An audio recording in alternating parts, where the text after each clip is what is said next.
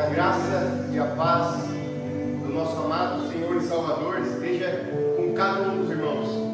É uma alegria estarmos aqui reunidos para prestarmos um culto de louvor a Deus, para nos inteirarmos acerca das notícias do mundo missionário que acontece, como estão os irmãos que estão anunciando a palavra de Deus em terras distantes.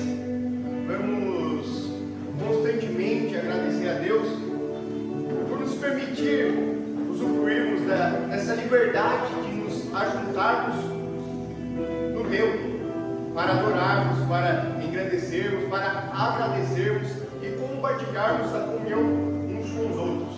Vamos orar para que Deus nos abençoe, para que Deus guie este culto, para que Cristo seja o centro deste culto, desde os louvores, a palavra, a comunhão, e que Cristo seja louvado. Amém? Curve a vossa cabeça e vamos orar. Soberano Deus e eterno Pai, obrigado pela oportunidade que o Senhor nos concede de estarmos aqui para ouvirmos a Tua palavra, para entoarmos cânticos de louvores ao Teu santíssimo nome, que possamos, Senhor, louvá-lo com um coração puro, Senhor, que possamos estar em Tua presença com uma consciência tranquila, com uma consciência pura, ó Pai, com uma inocência, ó Pai, semelhante à criança. Deus, venha nos ajudar a sermos melhores, que possamos estar dia após dia dando bom testemunho, Senhor, na sociedade, que possamos anunciá-lo não somente com palavras, mas também com nossas atitudes, que nossas atitudes demonstrem serviço e amor para com o próximo, para que assim o Seu nome seja glorificado. Senhor, derrama o Teu Espírito Santo sobre nós e nos ajude dia após dia, ó Pai, a buscarmos a Tua face, a invocarmos o Teu santíssimo nome e a estarmos aqui na igreja, compartilhando de momentos alegres com os irmãos, ouvindo a palavra, orando por aqueles que necessitam, chorando com os que choram e se alegrando com os que se alegram. Deus Santo e verdadeiro, traga em paz aqueles que ainda estão a caminho e abençoe a vida daquele que estará transmitindo a Tua palavra nesta noite e esteja conosco, ó Pai. É o que eu lhe peço, desde já te agradeço. Amém. Vamos entoar a Deus louvores e louve a Deus com o coração, louve a Deus com o melhor, porque Deus é merecedor de toda honra, glória e louvor. Amém?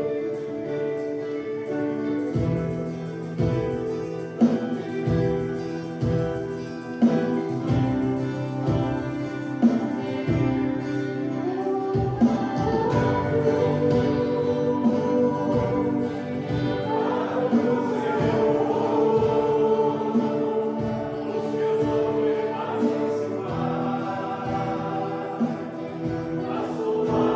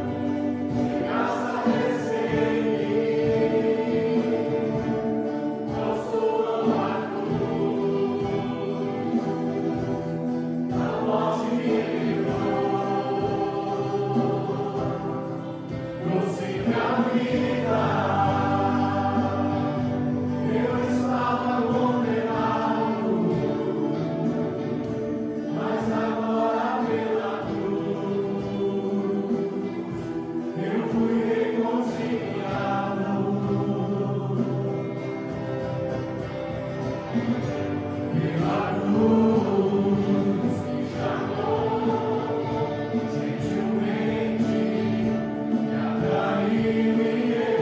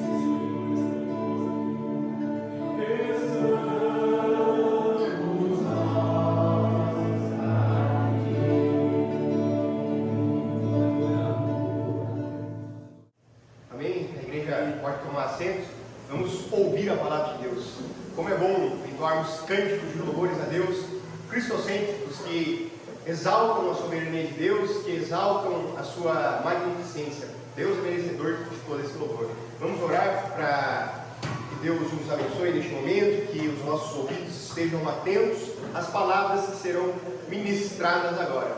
Vamos orar pela vida do pregador e que o nome de Deus seja glorificado. Amém?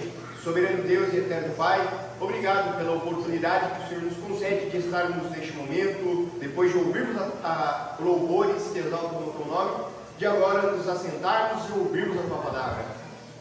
Mexa em nosso coração, ó Pai, mude aquilo que o Senhor tem a intenção, ó Pai, nos ajude a sermos melhores, ó Pai, e que possamos ser semelhantes, Senhor, ao Teu Filho e desenvolvermos características, Senhor, que exaltem o Teu santo nome. Abre os nossos ouvidos, ó Pai, que venhamos entender a Tua verdade dia após dia, ó Pai, e aplicá-la no nosso viver diário. Abençoe o pregador, ó Pai, venha ajudá-lo, abençoar a sua memória, a sua eloquência, a sua oratória, tudo, claro, para a Tua honra, glória, majestade e louvor, porque nós não somos merecedores de nada, mas sim, Senhor, o Senhor o é e merece toda a exaltação. É o que eu lhe peço, Senhor, seja conosco e nos abençoe neste momento da palavra. Amém. Graças e paz, igreja. Louvado seja Deus. Mais uma oportunidade de estarmos aqui, de cumprirmos, um imperativo do Senhor, Ide e pregai o Evangelho a toda criatura. Louvado seja Deus pelo trabalho dos Solos Cristos, um trabalho estruturado que tem alcançado vidas, e assim devemos seguir. Devemos apoiar, devemos nos envolver, porque um dia isso representará alguma glória também para nós. E não porque temos méritos, mas na alegria, na satisfação de termos servido integralmente, entregues ao Senhor. Amém? Convido a igreja a abrir a Escritura no livro de Romanos, capítulo de número 6, Romanos, capítulo de número 6. Vamos ver do verso 20 ao 23. Pusemos ali o tema do 23, E aí colocamos como vida eterna, uma dádiva de Deus. E aí vamos ver essa passagem. Então, Romanos, capítulo 6, versos do 20 ao 23. Eu passo a ler. Eu estou com a NAA, ok? A nova Almeida atualizada. Se quiser pôr, ou se os irmãos quiserem acompanhar, vai estar na LA. Vai ser próximo a algumas coisas com algumas alterações.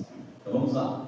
Porque quando vocês eram escravos do pecado, estavam livres em relação à justiça. Naquele tempo, que fruto vocês escolheram? Somente as coisas de que agora vocês se envergonham, porque o fim delas é morte. Agora, porém, libertados do pecado, transformados em servos de Deus, o fruto que vocês escolhem é para a santificação, e o fim, neste caso, é a vida eterna. Porque o salário do pecado é a morte, mas o dom gratuito de Deus é a vida eterna em Cristo Jesus, nosso Senhor.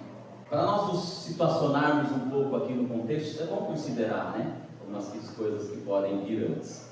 Nós temos aqui uma carta escrita do apóstolo Paulo para a igreja que estava em Roma, os romanos, onde provavelmente nós tínhamos judeus convertidos e gentios convertidos. Paulo inicia ali a carta do capítulo 1, aproximadamente o capítulo 3, quase o final do capítulo 3. Paulo vai expor e vai deixar claro que todos pecaram e estão destituídos da glória de Deus. Ele vai demonstrar que Deus encerrou toda a humanidade debaixo do pecado. Não há exceção. Todos os homens e mulheres que já viveram, que vivem e que viverão são pecadores. E Deus encerrou todos debaixo do pecado. Podemos citar aqui nesta passagem, lá em Romanos capítulo 3, versos de 9 a 11, que diz assim, que se conclui, depois de algumas coisas que ele acrescentou. Temos nós alguma vantagem? Não, de forma nenhuma. Pois já temos demonstrado que todos, tanto judeus como gregos, estão debaixo do pecado, como está escrito. Não há um justo nenhum sequer, não há quem entenda, não há quem busque a Deus, pois todos pecaram, lá no 23 agora, pois todos pecaram e carecem da glória de Deus. Então ele nos deixa claro isso. A partir do 23, do 3:23, a partir já desse final do capítulo 3, até o capítulo 5, Paulo já vai começar a trabalhar sobre a justificação pela fé. Como nós que estamos perdidos, porque quando ele usa aqui tanto judeus como gregos, basicamente Paulo está dizendo assim, tanto judeus como não judeus, ou na linguagem que nós usamos, mais comumente, judeus e gentios. O que ele quis dizer é todos, mesmo os judeus que receberam os oráculos de Deus lá no passado, que tiveram a visitação, que foram um povo escolhido de Deus, mesmo eles estão encerrados debaixo do pecado, e assim como todo e qualquer homem, sendo ele judeu ou não. Mas a partir daqui ele começa a trabalhar esse conceito de justificação pela fé, por meio da graça em nosso Senhor Jesus Cristo. Desse texto, lá podemos citar lá, o capítulo 5, o verso 1 e 2, que vai nos dizer assim: justificados, pois, pela fé,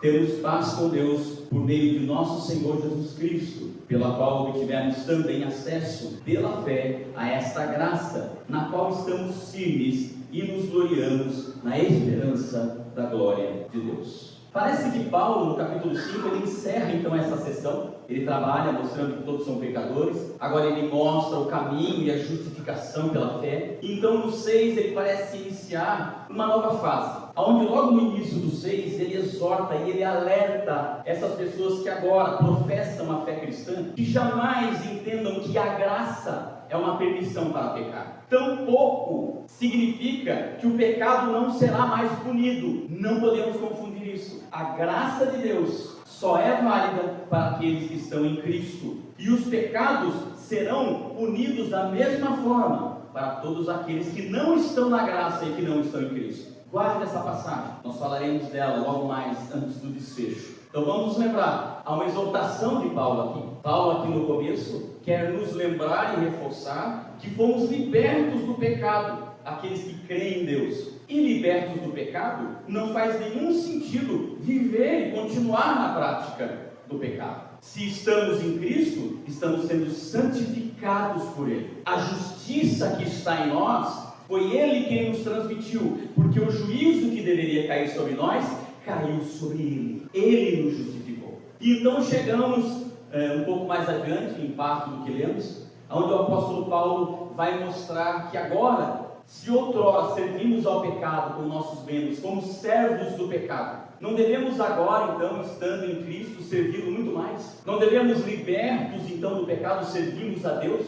E aí eu quero que você me acompanhe em alguns versos, para que nós começemos a dar mais andamento na mensagem. Olha o que diz o 20. Porque quando vocês eram escravos do pecado, estavam livres em relação à justiça. Naquele tempo, 21, que fruto vocês escolheram?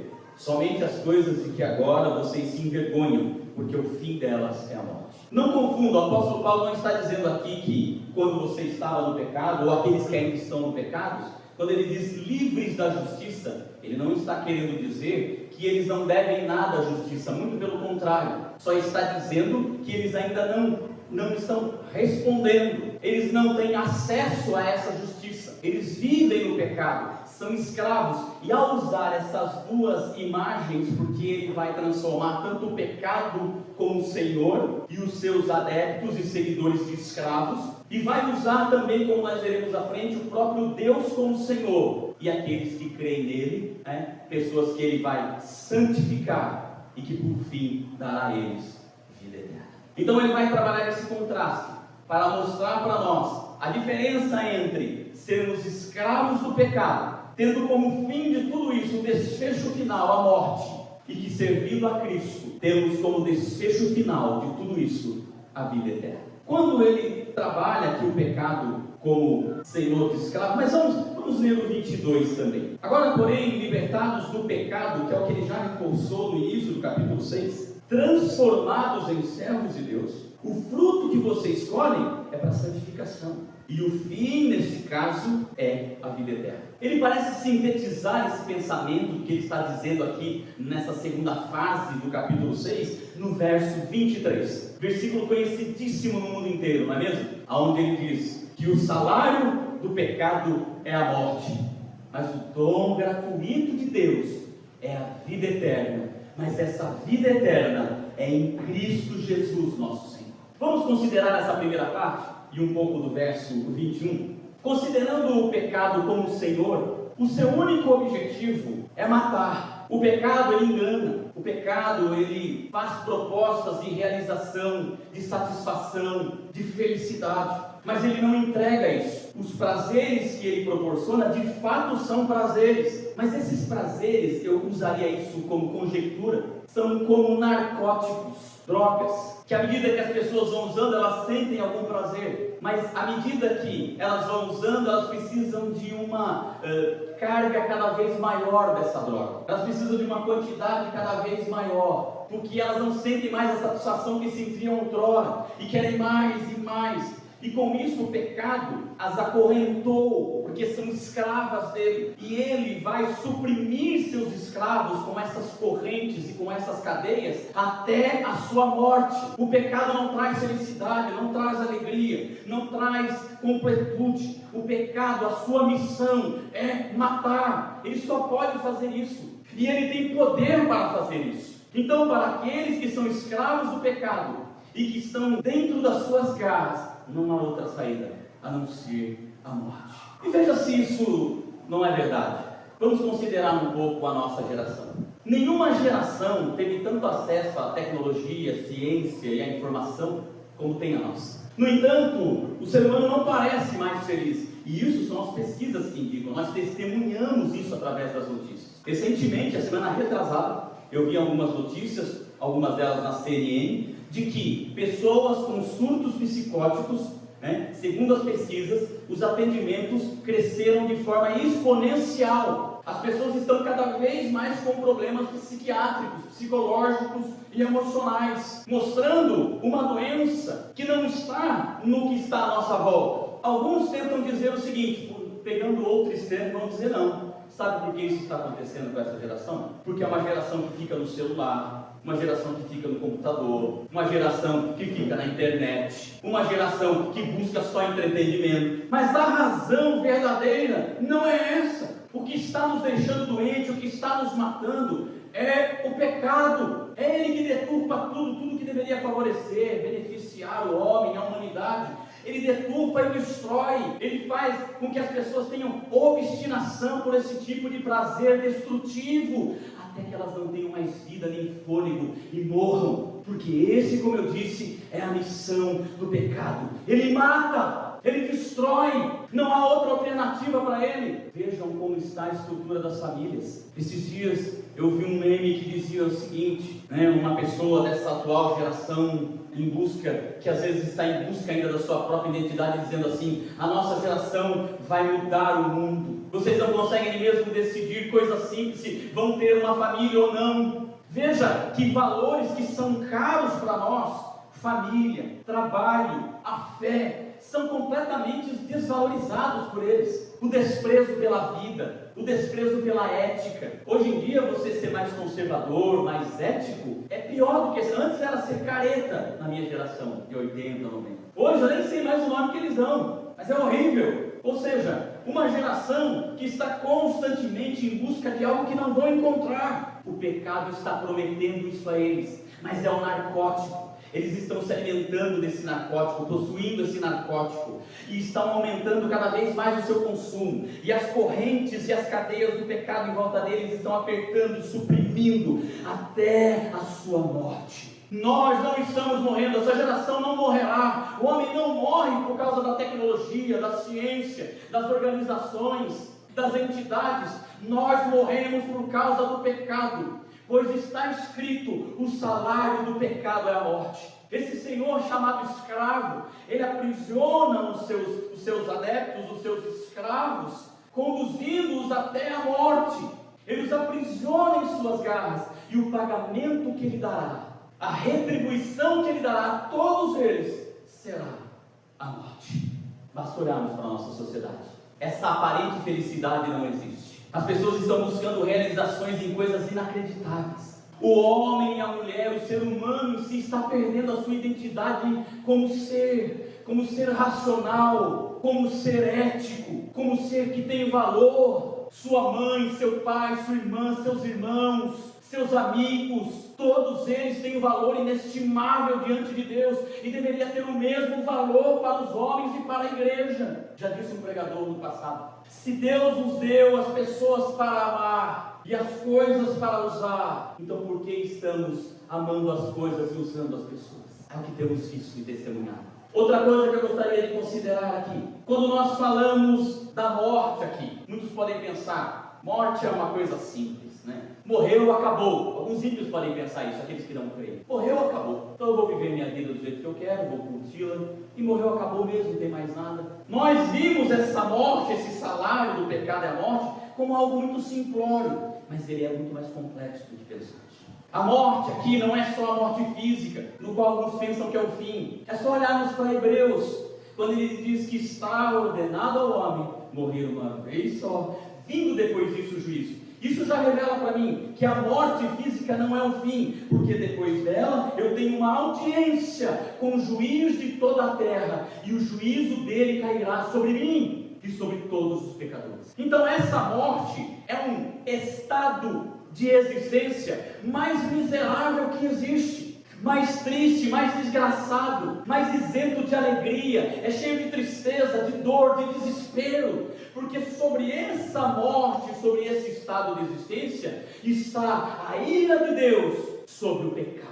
Essa é a morte que as pessoas vão enfrentar e que elas estão desprezando. O meu convite àqueles que não creram ainda nessa noite, ou aqueles que estão na igreja, mas ainda não acreditaram de verdade, não servem verdadeiramente ao Senhor Jesus, arrependa dos seus pecados, livre-se dessas correntes que estão te sufocando, te destruindo e que te levarão à morte, porque esse é o desfecho final. Dê um grito, levante os seus braços e lance-se aos braços do Senhor Jesus Cristo, porque Ele sim é o único que tem poder de quebrar esses grilhões e essas correntes e te levar para a vida eterna. E para aqueles que podem ter se deparado com essa situação, com essa vida pecaminosa, e que se sentem aprisionados pelo pecado, e dizem, eu não consigo me libertar, eu já tentei diversas vezes, eu busco fazer isso. Aqueles que entenderam que esse estado de existência é miserável, é desgraçado, é desesperador, porque sobre ele está o juízo de Deus. Eu tenho boas novas para você nessa noite de salvação, porque onde está escrito que o salário do pecado é a morte, também está escrito que o dom gratuito de Deus é a vida eterna em Cristo Jesus, nosso Senhor. Bendito seja o Senhor. Temos vida no Senhor Jesus Cristo, e aqui é um dom gratuito, porque você com seus méritos jamais os conquistará. Não há em nós nenhum mérito, não há em nós força para atendermos tal quesito, não há em nós força para quebrarmos essas correntes. Se não apelarmos ao Senhor Jesus Cristo, não crermos nele, essas correntes, essas cadeias nos matarão. Esse Senhor perverso chamado pecado nos destruirá. Mas se nos lançarmos aos pés da cruz de nosso Senhor Jesus Cristo, Ele quebrará todas essas prisões, porque o castigo que nos traz a paz estava sobre ele. E vida eterna, aqui eu quero que você pense um pouquinho comigo agora também. Muitas pessoas pensam em vida eterna, principalmente nós cristãos, né? Que vida eterna é uma vida longa. Eu vou viver muito tempo, vai ser uma vida eterna, né? Eu viverei para sempre, será uma vida longeva, eu viverei muito tempo. E alguns começam a pensar, mas o que eu vou fazer nessa vida longa, né? Como a gente sempre cita, né? Alguns adolescentes jovens ficam pensando, ficam dando crédito a algumas propagandas, né, que mostram lá um inferno, um lugar agitado, feliz, né, e o céu como um lugar monótono, todo mundo de branco, sem graça nenhuma, né, tocando harpa o dia inteiro. Imagina eu que não toco nada, eu vou fazer o que então? Tocando harpa o dia inteiro. Vida eterna aqui, assim como morte eterna, também tem um significado muito mais amplo, muito mais abrangente. Vida eterna aqui não é só viver para sempre, mas é a vida no seu estado mais puro, mais pleno que se pode viver e existir. É uma vida na presença de Deus, cujos seus sentimentos, suas emoções, os seus sentidos vão desfrutar de algo que você jamais esperou experimentar na sua vida. É a vida no seu estado mais belo e mais puro que pode existir. E nós desconsideramos isso. É a vida no seu estado mais alegre, mais poderoso.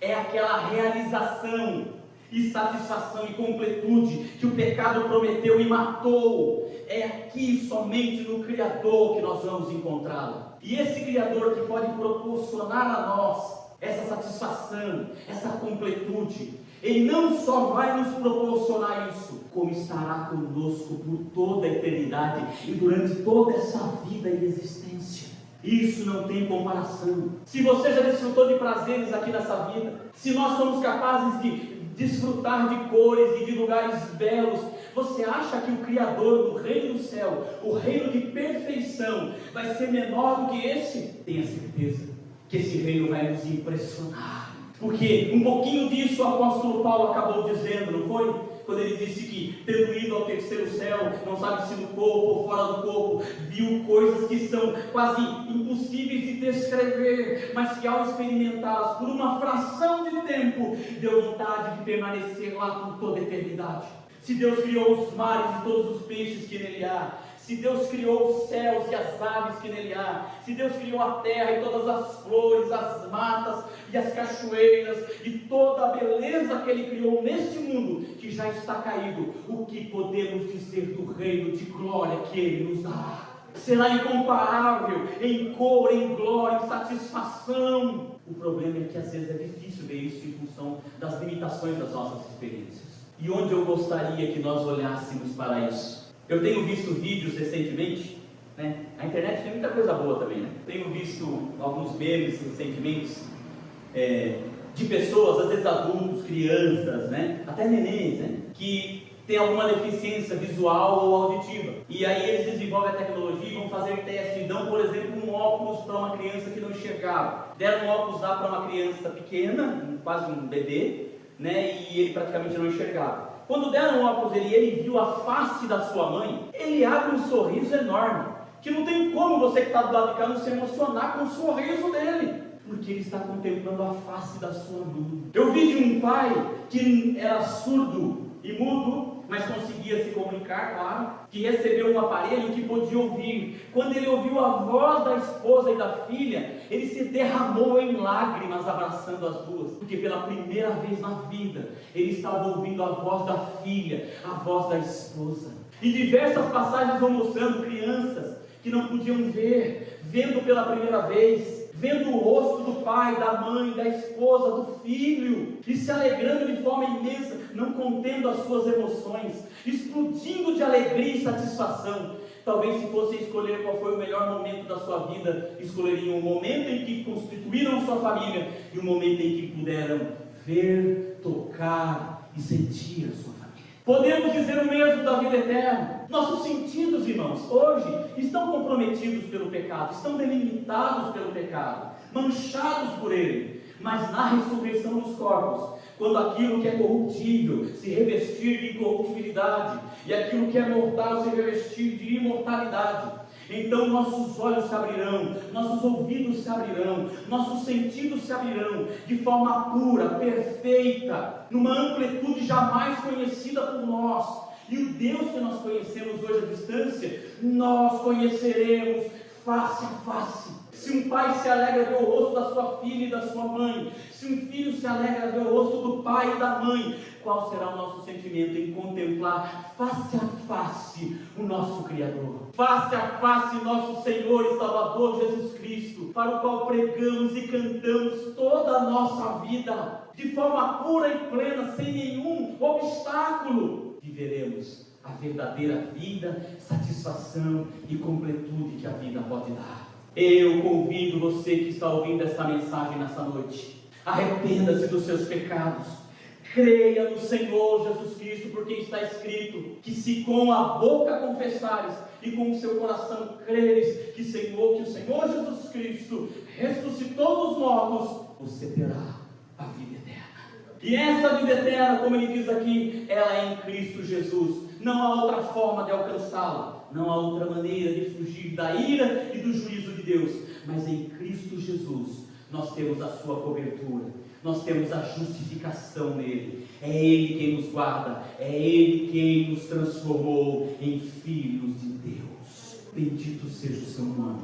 E na eternidade, nossos olhos, ouvidos, nossos sentidos se abrirão de uma forma tão ampla e exponencial, que ao contemplar o Criador e o reino de Deus, sentiremos algo do qual jamais esqueceremos. pois aqui está aquilo que buscamos a vida inteira, desde que nascemos até o dia de nossa morte, a verdadeira vida, a verdadeira completude, a verdadeira satisfação, e ela só está em nosso Senhor Jesus Cristo. Finalizo com uma leitura, Apocalipse, capítulo 21, versículos de 1 a 7, que diz assim: E vi um novo céu e uma nova terra, pois o primeiro céu e a primeira terra passaram e o mar já não existe. Vi também a cidade santa, a nova Jerusalém, que descia do céu, da parte de Deus, preparada como uma noiva, enfeitada para o seu noivo. Então ouvi uma voz forte, que vinha do trono e dizia: Eis o tabernáculo de Deus com seres humanos. Deus habitará com eles. Eles serão povo de Deus. E Deus mesmo estará com eles e será o Deus deles. E eles enxugará dos olhos toda lágrima. E já não existirá mais a morte. Já não haverá luto, nem pranto, nem dor, porque as primeiras coisas passaram.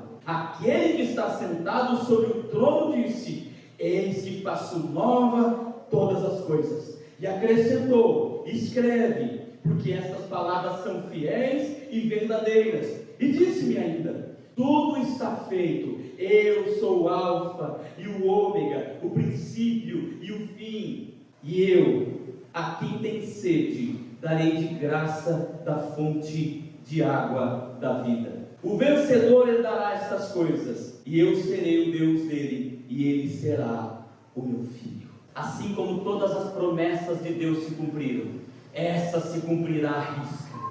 Você que creu, você que entregou a sua vida a Cristo, que arrependeu dos seus pecados, que se rendeu ao Senhor Jesus Cristo, que passou da morte para a vida, estará aqui neste dia. Seus olhos, seus ouvidos, seus sentidos contemplarão este dia e esta glória, contemplarão esta voz vinda do trono dizendo: Eu sou o Alfa e o Ômega, o princípio e o fim, e eu faço nova todas as coisas. Testemunharemos estas coisas, estaremos lá nesse dia, e é por isso que fica o meu convite a você nesta noite: crê no Senhor Jesus Cristo para a sua salvação, entregue a Ele os seus caminhos e confie a Ele a sua vida. Assim, mais uma vez eu agradeço por essa oportunidade em nome do Senhor Jesus Cristo. Vou fazer uma oração e em seguida vamos chamar o louvor para estar aqui conosco. Convido você para uma breve oração. Ore comigo. Pai, em nome de Jesus, queremos te louvar, queremos te agradecer, Senhor, porque o Senhor nos transportou das trevas para a sua maravilhosa luz, e nunca deixou de estar conosco, nunca nos abandonou. Nos instruirá como eleitos do Senhor até aquele dia, estará conosco até a consumação dos séculos. Te louvamos pela pessoa bendita do Senhor Jesus Cristo, te louvamos pela pessoa bendita do Espírito Santo, te louvamos, Senhor, pela bendita Escritura que o Senhor nos concedeu, te louvamos, ó Deus, pela vida eterna em Cristo Jesus nosso Senhor. Louvado seja teu nome. Então oramos assim, Senhor: que venha o teu reino e seja feita a sua vontade, porque seu, Senhor, é o reino, a glória e o poder para sempre, em nome de Jesus. Vamos nos colocar de pé e louvar ao Senhor.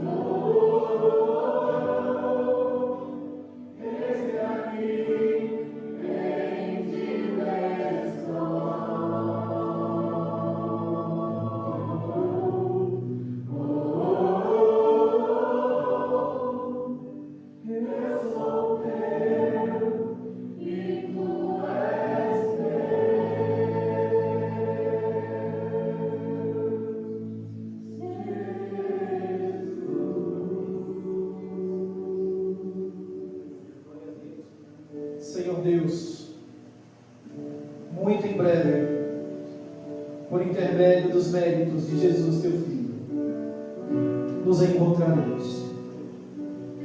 Já estamos, Senhor, nos despedindo desta vida temporária, com os olhos fixos na eternidade e nas suas promessas, pois Tu és o único caminho, a verdade e a vida. O único nome que importa que sejamos salvos. Cremos, ó Deus, que tudo aqui é passageiro. Os nossos verdadeiros tesouros estão em Ti, Senhor. Nos dá, Senhor, nesse pouco tempo que nos resta, ousadia para pregar a Sua palavra. Que possamos em Teu nome aproveitar todas as oportunidades para anunciarmos o Evangelho da salvação. Perdoe os nossos pecados, pois estamos ansiosos para o grande momento, onde não mais pecaremos contra o Senhor, onde não mais entristeceremos o Teu Santo Espírito. Obrigado, Senhor, pelo dom da salvação. Obrigado, Senhor, por nos dar, por nos perdoar. Amém. Que a graça do Senhor Jesus, o amor de Deus e a comunhão do Espírito Santo estejam sobre todos. Amém. Amém, igreja. Vamos sentar um minutinho. Vamos passar algumas notícias do campo missionário, né? Bom dia, a paz do Senhor Jesus, a toda a liderança da missão Solis Cristo. Aqui fala o embaixador, evangelista, pastor Tony, aqui de Moçambique, da África, dizer que estou aqui com o material de evangelismo, estamos aqui com as Bíblias. Eu e o missionário Alberto, daqui a algumas horas estaremos lá no campo missionário, fazendo a distribuição das Bíblias, anunciando a mensagem da salvação. Estou aqui nesse momento para agradecer a todos os cooperadores, a todas as pessoas que têm ajudado a obra, o trabalho missionário, o campo missionário aqui na África, em Moçambique. E tenha um bom dia e mando saudação para todos os irmãos aí. E evangelista também, Leandro, embaixador da missão Solis Cristo, continue sempre aí também operando, continue também a oração pela África, Moçambique. E um bom dia. Shalom.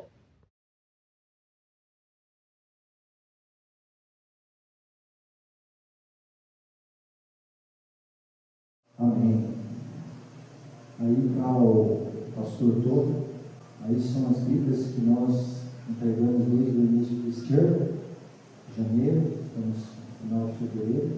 Se eu não estou enganado, acho que já foram 3.500 Bíblias só esse ano para Moçambique. Essa última remessa foram 500 Bíblias que nós enviamos para lá. Então esse é o nosso trabalho, meus irmãos, cooperar com os obreiros que estão no campo, né, enviando material para eles.